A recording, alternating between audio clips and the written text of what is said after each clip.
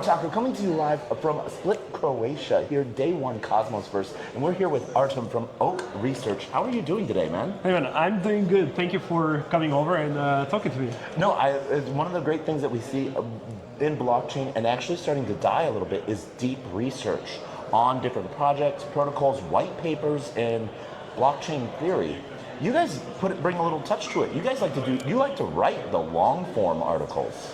Yeah, I think it's something that is needed in the industry in general because we are so used on Twitter of the like quick threads or quick information that is coming up, but most of the people don't think about the implications of those, and you have to have a clear analysis if you want to make better financial decisions as well in the crypto ecosystem. And I think it was something that was really present in the previous cycle.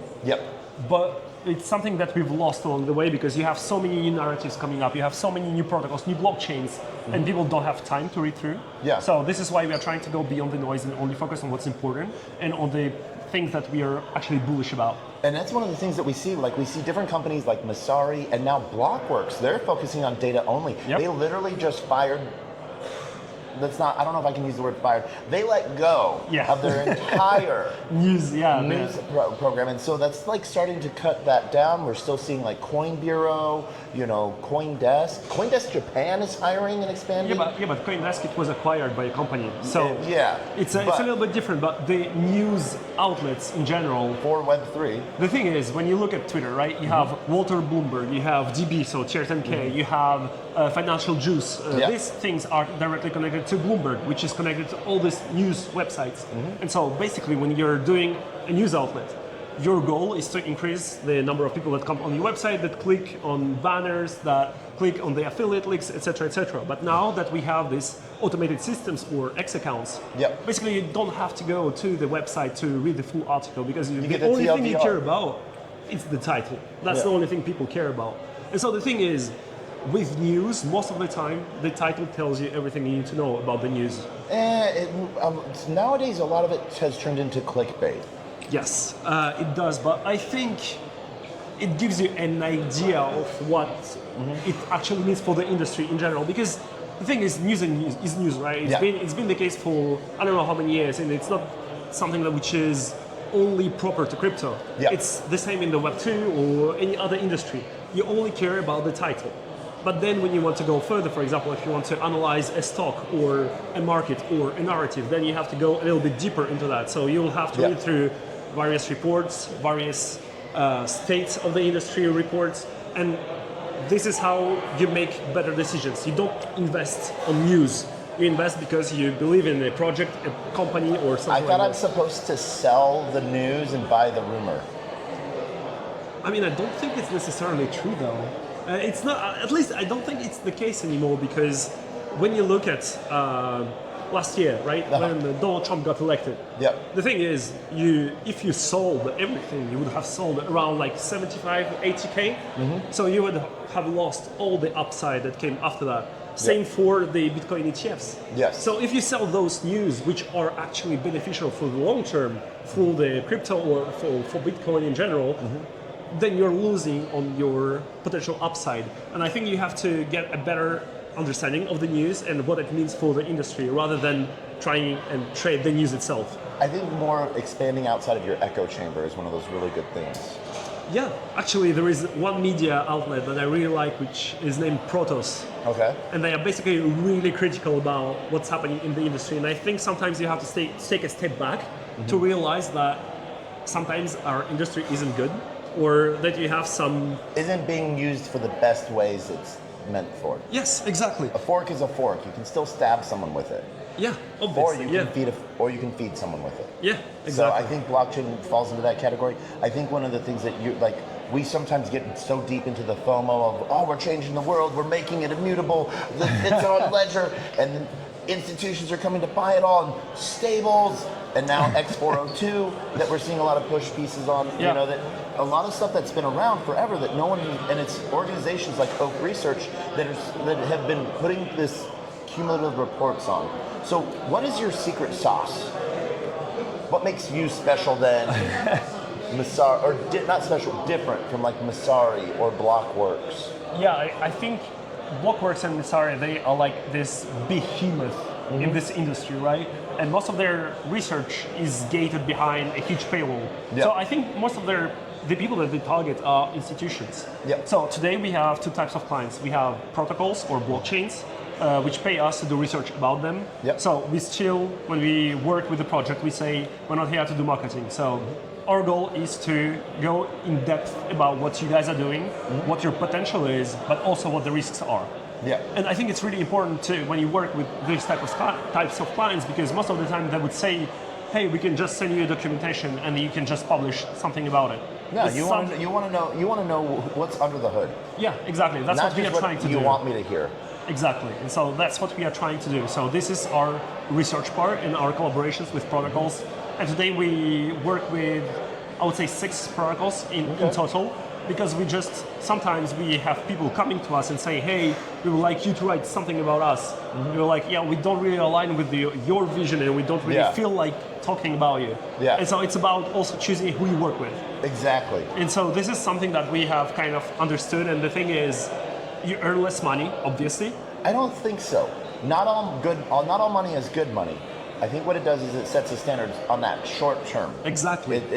You might lose out short term, but you build out long term. Exactly, and that's why the protocols we work with, for example, like Ethena or Plasma or Euler or Maple, these are like big protocols that are actually building something. How do you think Plasma has been doing, especially with this huge advent of stables across the chain, every chain?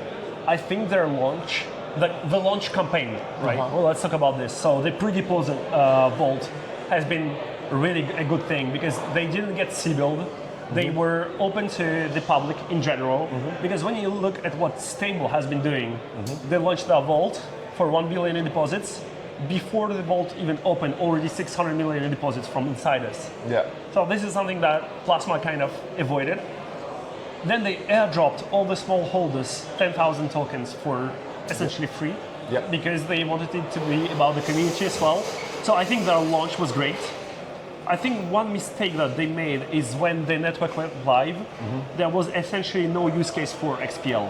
So for example, they launched on Aave day one, but the thing is you couldn't deposit XPL as collateral. Yeah. So essentially, if you wanted to bet on XPL on chain, you would go to Hyperliquid and short it or long it, right? So in the first days, because lots of people missed out on the pre-sale and there was all this hype around stablecoins, people started buying it. So it went parabolic. So it went from 0.7 to 1.36, something like this. But then once the hype died down and lots of people who were in the pre-sale, they were like, okay, now it may be some time to take my profits. And then you have all the liquidity programs that were instated at the same time. So you would earn XPL for your deposits on the various dApps. Yeah. So it allowed them to distribute tokens around and get lots of TVL, but then all these people that were coming for it, they were basically dumping their rewards, right? Yeah. And so I think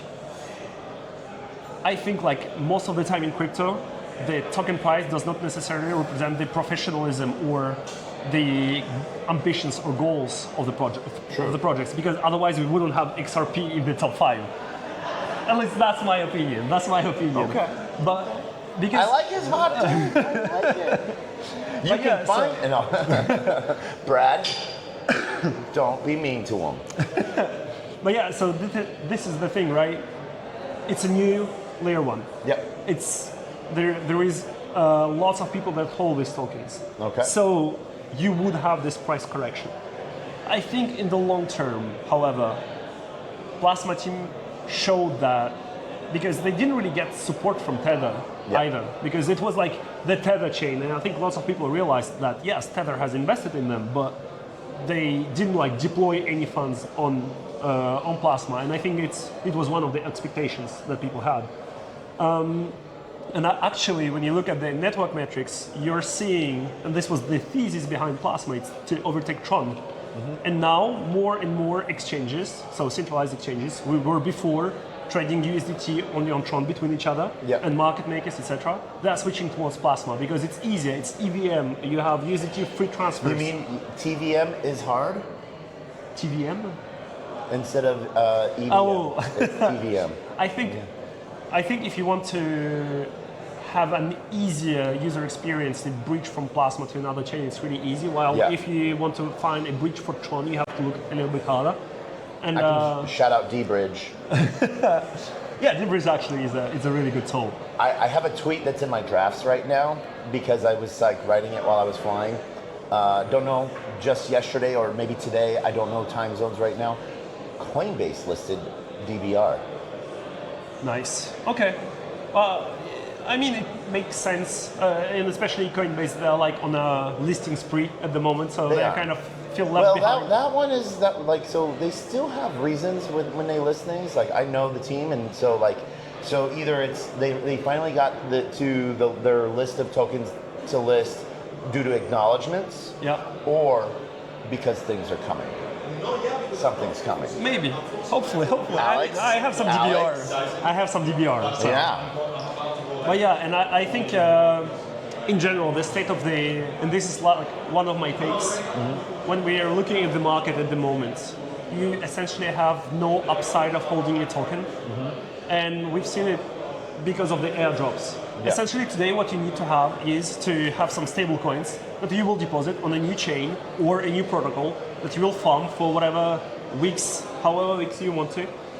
Once you get the airdrop, you just increase your stable allocation because you dump the token, then you move on to the next thing. And then essentially, we're at Cosmoverse, right? So Cosmos kind of has been the pioneer in the airdrop thing. You have to stake Atom in order to get other airdrops. Yep. That's how you got Osmosis, Crescent, Juno, etc., etc., etc.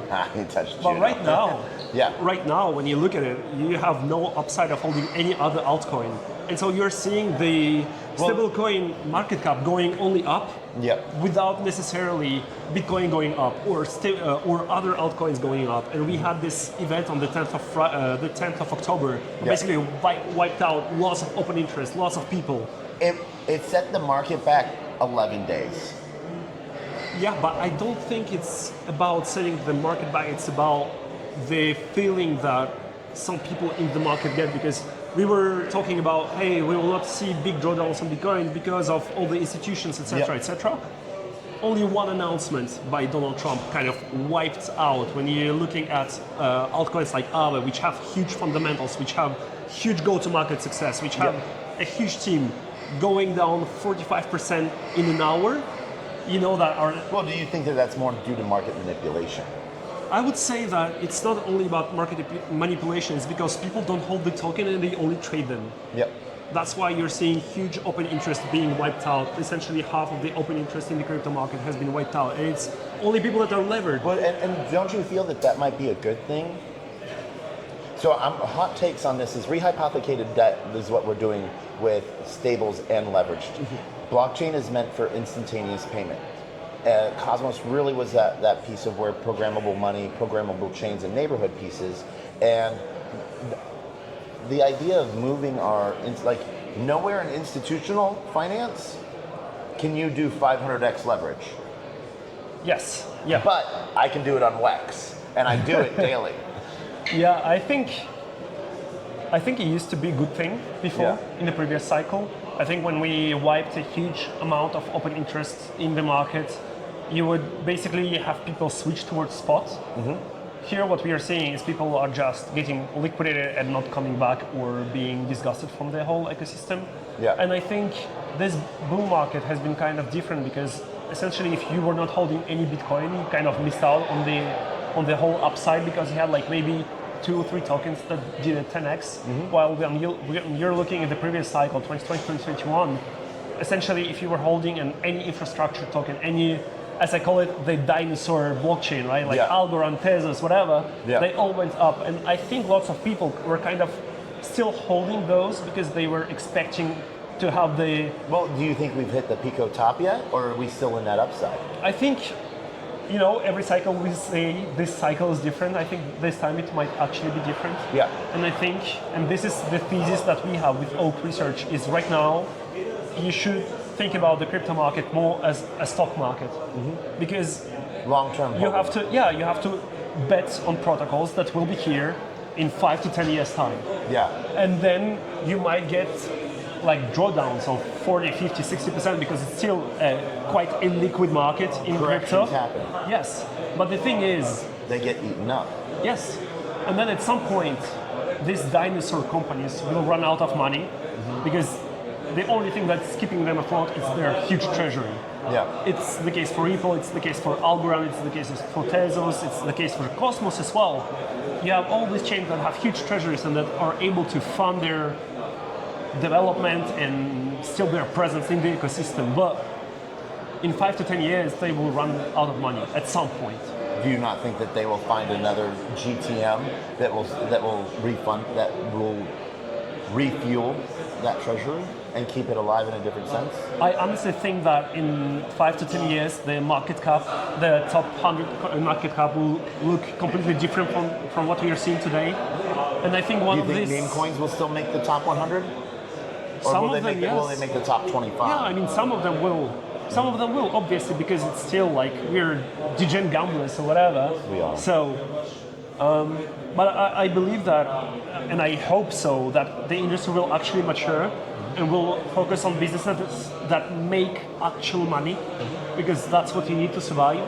Yeah. And on the businesses that pay the yield out to their holders, and then actually you get a benefit for holding a token, and not only like promises or gambling. You actually get yield like such like dividends, Yep. and it's not coming from inflation on the token; it's coming from their real business. I think that's something that we're missing a little bit, and also it also implies that most probably dApps will be more valued than the blockchains themselves. Well, and isn't that a positive thing? Yes, it is. And that's one of the things where I've seen where people have like actually been angry at sometimes that were like there was a game on Avalanche that had more volume, more TVL, more worth than all of AVAX, and people were like, "You're like, no, AVAX has just built a road for people to drive on. Yeah. Of course they should have bigger cars than the road. Yeah, You yeah. know? So But when you look at Cosmos, that's literally what happened, because Cosmos allowed lots of blockchains to build around them. And when you look at Tendermint, Cosmos SDK, you have BNB chain, which was built on Cosmos, on the foundations of Cosmos at least. Cosmos never got any upside out of it. No. And it's been the problem with Cosmos for a while now, because Cosmos has never made any money, has never had any upside because of other protocols using Cosmos to build on it. Do you think that? Yeah, exactly. And this is one of the really hilarious things is a lot of these new chains and institutional chains that are coming out are built on the Cosmos SDK. Yes. But they don't talk about it. They just say they're EVM compatible. Yeah. And so we have some huge movers and shakers coming on that are built on Cosmos. But like you said, Cosmos isn't seeing any that's one of the downfalls. I don't know necessarily one of the features of open source technology. Yes, yeah, I mean, I understand it, and I do agree with it, but when you're having a business and you have a token that represents the success of your business, Yeah. if no value goes back to the token, Yep. your token gets lost and forgotten, and people only sell their token. And Yep. you're seeing this in the case of Hyperliquid. It's been like one of the phenomena of this cycle, because they have redirected 99% of their revenue towards buybacks, which in my opinion isn't a good thing either, because you have to keep like a treasury in order to fund things and like have a cushion in case everything goes to shit, essentially. So I think Hyperliquid kind of showed that if your attention revolves around your token and you have a great product that actually makes money, your token will behave in a good way. Yeah. And we've seen it because when the market went to shit, Hyperliquid was one of those that lost the least in terms of percentage or market cap, whatever. And then when everything skyrocketed on the market, Hyperliquid was almost every time the single biggest gainer in 24 hours. And they made it to the top 10 of the crypto market cap in essentially 2 years. So they kind of have set the precedent for that. Yeah, I mean, they kind of, if you look at the beginning of Hyperliquid, it was like 2022, 2023. Well, the start of them, but the launch of their token. Yes. A year. So, and do you believe, like one of the things that I think is where some really new technology that's coming back into the Cosmos ecosystem to sort of focus on Atom is Eureka. Yeah, I think I've been a Cosmos holder, staker, participant for. I actually bought my first Atom tokens, I believe, in February 2020. Sorry, 2020. And I almost sold everything 6 months ago, because at some point, the problem with Cosmos were the politics that kind of inside the whole thing. You had lots of people leaving, you have lots of people building their own projects around Cosmos. You had no value flowing back to Cosmos, and people that were actually trying to make a change, they kind of got sidelined because of the whole thing. Now you have new initiatives emerging, but I think for the last 3 years, everyone was talking about, yeah, Cosmos needs a turnaround. Yeah, we need to do something about Cosmos. And nothing has really been done yet. At least nothing significant and nothing that actually turned the chain around. Okay. And I think Cosmos was one of the biggest fumbles of the whole crypto market in general, because it had the best technology, it had a really good wallet back then, which was considered a really good wallet in the previous cycle. You had the interoperability, which was really easy with light clients. You could connect to any chain. You had Osmosis, which basically was the hub for liquidity. You had all these things which were in place for Cosmos to succeed, and then all this politics kind of ruined the chain. And all the innovation and like all the stuff that's happened in Cosmos kind of faded further and further away from the original chain. When you're looking at Osmosis, Osmosis is basically doing their own thing now. They don't even care about Cosmos Hub. Yeah. And I think was like kind of the thing about Cosmos in general, and I think there was a lack of thought given towards long-term sustainability and long-term success. Because Cosmos was born during the ICO era, when it actually had a value compared to other chains. Yeah. And it's kind of fumbled its advantage. And once again, when you think about the meta that was kind of going around this year, it was the perp dexes. And DYDX was one of the first dexes to offer that in a decentralized way. But once again, it wasn't Cosmos. They focused too much on decentralization. They focused too much on giving out grants to some marketing or whatever. And when you look at what Hyperliquid did with essentially no users in the beginning, starting off from nowhere, giving a huge airdrop and actually capturing market share, focusing on its product, maybe putting aside the decentralization for the moment. They will be here in 10 years. Will DYDX be here? It's another question. So what are you bullish about on Cosmos right now? On Cosmos? To be honest, not much. No, I mean, like, what excites you? I'm more of a EVM DeFi guy now, but the thing is, right, I enjoy talking to people from Cosmos because they are builders, they are tech guys, they have been in the space for a long time and they are resilient as well. Yeah. So you can learn a lot from them. But once again, the tech does not necessarily represent the investment opportunity, because your fundamentals are not directly tied to the price of your token. Yeah. And I'm thinking from my point of view as someone who wants to make money in the ecosystem, and as someone who wants to invest in things I actually believe will be here in 5 to 10 years. And so this is why I'm kind of fading a little bit away from Cosmos at the moment, unless I see actual change and actual stuff that turns the blockchain around. But I kind of doubt a little bit, because I think it's been a long time that it should have been done a long time ago. And I think it will be really hard, especially for those chains that have been around for almost 10 years now, to kind of turn around and change the perception people have about them. And if you look at the history of crypto, you don't really have a protocol that did that or a blockchain that did that. You always had Bitcoin, Ethereum, and then everything else. And now we have Solana as well.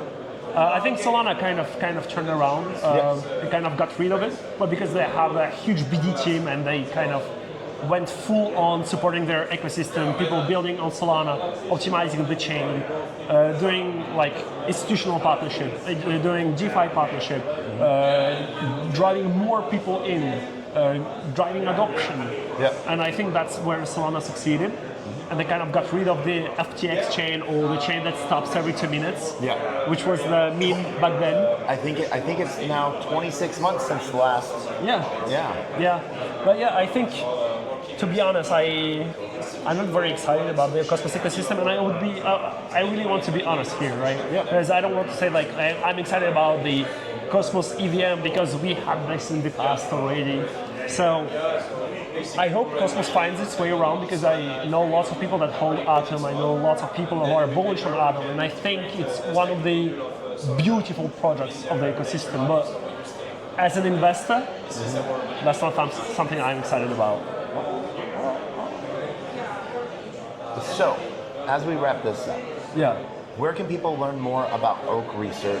Can you spell it out for the algorithm? And are you on X as well? Yes. All Yeah. right. So, how can people learn about Oak Research? Yeah, you just go over to the platform. It's oakresearch.io. You can access most of our research for free. You also have a premium membership if you want to, which gives you access to the alpha feed, to the watch list, to Oak Index, and a bunch of other stuff. And basically for this video, we can put a code TACO, which gives you 25% off. So 50% off? 25. 50% off. I can go up to 30. Let's go to 30. Okay. I'm going on a tangent here. 30% code TACO. Hey man, appreciate you coming and talking together. Artem, always a pleasure. And where can they find you on Twitter? Yeah, it's Artem_Oak, ARTEM_OAK. Awesome. We'll see you here. The rest Cheers. of Cosmos versus Croatia.